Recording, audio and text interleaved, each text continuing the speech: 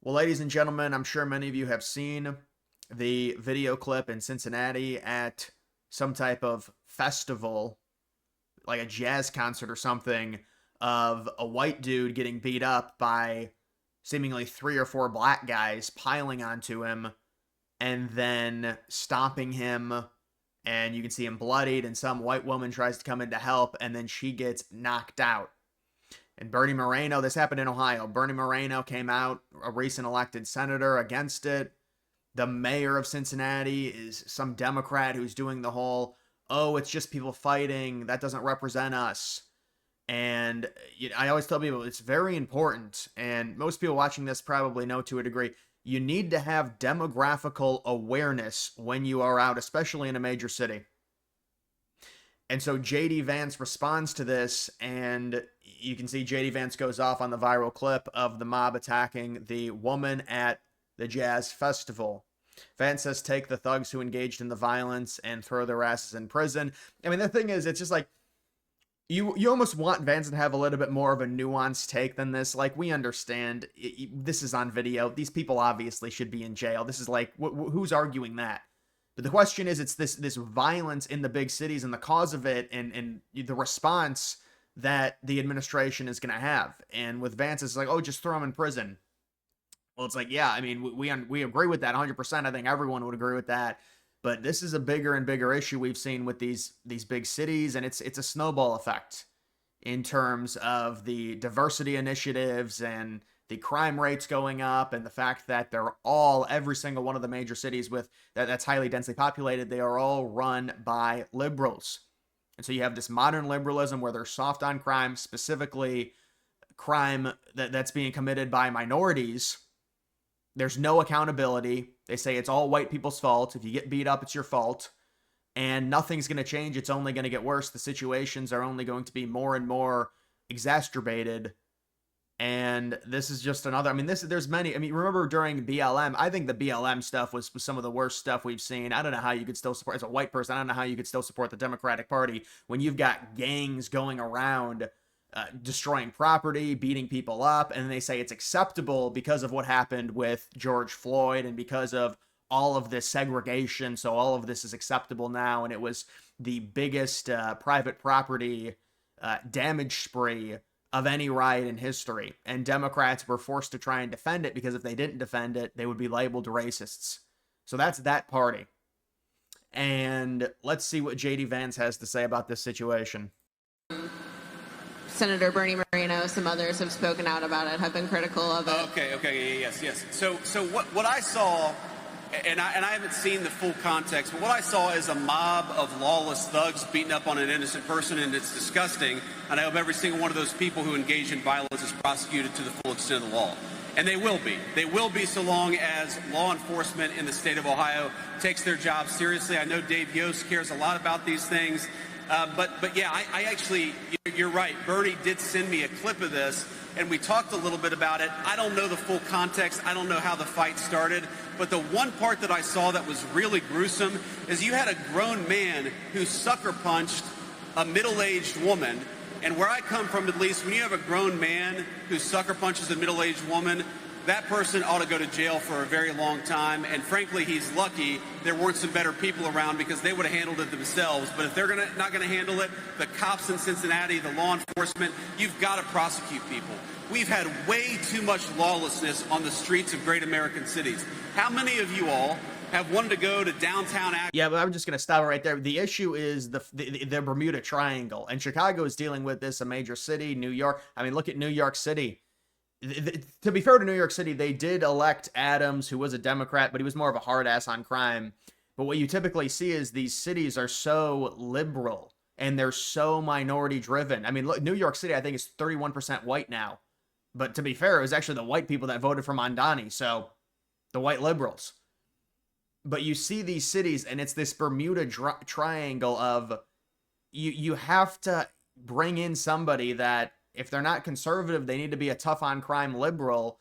And that is just not, these cities tend to be radical leftist havens. And when you have that, they're going to keep electing liberals that are further and further and further and further to the left, to where there's no accountability when it comes to crimes. A lot of these people You look at Mondani, they're of the socialist realm to where they think that the state is responsible and capitalism is responsible for these people committing crimes because the people possibly have less money, so they're driven out to go do crimes, and the people shouldn't be responsible for them, or even the victims. It's the states at fault and the economic policy of capitalism. And so when you have no accountability like that, the situation's only going to get worse and worse and worse and worse.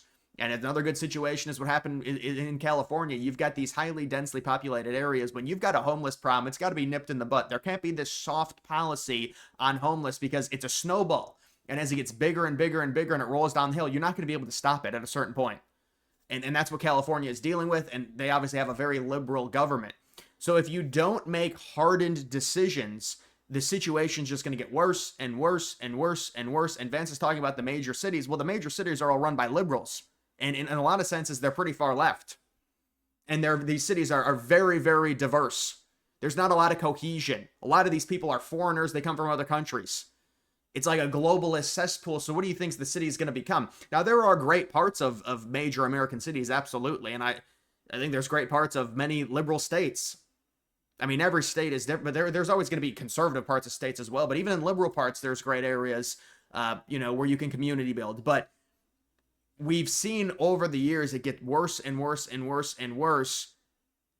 And outside of Eric Adams being elected, and even he was a Democrat, it just, we're not seeing any type of notable change to where when you have a highly densely populated area, that's where you should be the toughest on crime. But the problem is, based on these areas and who's voting in these areas, we're seeing the opposite, which is causing devastating effects. It's causing higher crime rates. Obviously, there's going to be higher crime rates in these areas because there's more people next to each other. That's why there needs to be a significantly advanced police force. Instead, you're seeing people like Mondani, who has said he wants to defund the police or scale it back, getting elected in a place like New York City. That's not going to end well. I'm sorry, it's just not. That's no way to I mean, if you want to implement something to where it's a lax policy, you would need a very small knit community that is very honest, and maybe you could have a lax on, but New York City is not a place to do it. Let's just say that. It's almost like backwards in terms of how it's done, because you got a lot of conservative Republican towns that probably don't need a ton of police presence because of just the way the community built is and the honesty of people. And, they're the ones that are not, they don't want to defund the police. It's the major liberal cities where there's the crime haven happens. So, I hear what Vance is saying here talking about it, but I'm not sure how it can really be rectified, because it's the Bermuda Triangle. I mean, Chicago's a great example with Lori Lightfoot to Brandon Johnson, who now apparently they say he has a 6% approval rating. I don't know if that's true or not, but Lightfoot was horrible, and they were like, hey, Chicago somehow elected somebody worse. And so it's like, well, because the cities are so liberal, they will not elect somebody that will try and clean up the homeless, try and help with the crime. All these major cities are run by liberals because of how diverse they are, because of the foreign impacts, the foreigners that come in. It's like 45% of New York City is foreign born. Or downtown Canton or downtown Columbus for a meal, but you're worried because the local authorities in these big cities have allowed lawlessness to run wild. We have got to make great American cities safe again for families and children. If you want to take your wife or your children out for a meal, you shouldn't be worried about street violence, and the only way to destroy that street violence is to take the thugs who engage in that violence and throw their asses in prison. Right, and it's to set policy that, unfortunately, liberal mayors will not endorse, and so that's where it becomes an issue. But obviously, Vance is giving the cookie cutter answer. I guess you can appreciate it, but you just look at some of these cities, and I don't know how this is fixed because of the demographics. And what Vance needs to be talking about is really, when you're talking about going out into cities, you need to have demographical awareness. You see the woman trying to get involved into that. I don't know if it was her husband, but you have to have demographical awareness with how these people are. It's something that people need to learn, and it seems like older people don't understand it. So, we see these situations all the time, and Vance responding to it saying, it's very bad, and certainly, not, very, very sad situation there with what happened. We've also got this Trump talking about Epstein saying, I never went to the island. I never had the privilege of going to the island. Yeah, people were kind of saying, well, he never had the privilege. Just a weird thing for Trump to say. I think it was more of a sarcastic type response more than anything. But yeah, I don't think Trump ever went to the island. Everyone can just speculate on Trump's involvement. And, we've talked about it 1,000 times at this point. Unfortunately, it's not going away. They keep asking Trump, and now he seemingly is answering a little bit more, talking about other things, talking about Bill Clinton going there 28 times, talking about him and Epstein having some type of fallout with somebody that Epstein hired that was originally, I guess, working for Trump, whoever that is. And because originally they were like, well, Epstein was being creepy with girls, and so Trump kicked him out. But now people are saying, well, maybe it's something different.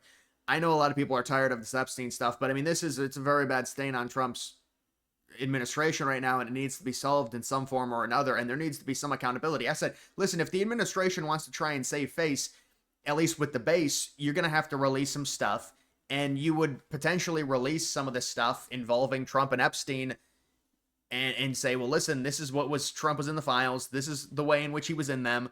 He kicked Epstein out of Mar-a-Lago. They had a falling out in like 2004, 2005, and that's the end of it. So we included it. We're transparent. We included the Trump stuff, and that's what you would do. Who knows what's in them, and who knows if they release anything? What are the repercussions of that? I'm not sure, but if you release stuff and it's not Trump, then they're just going to assume, well, you're covering up for Trump. That's the problem with the non-trust that people have within the DOJ right now.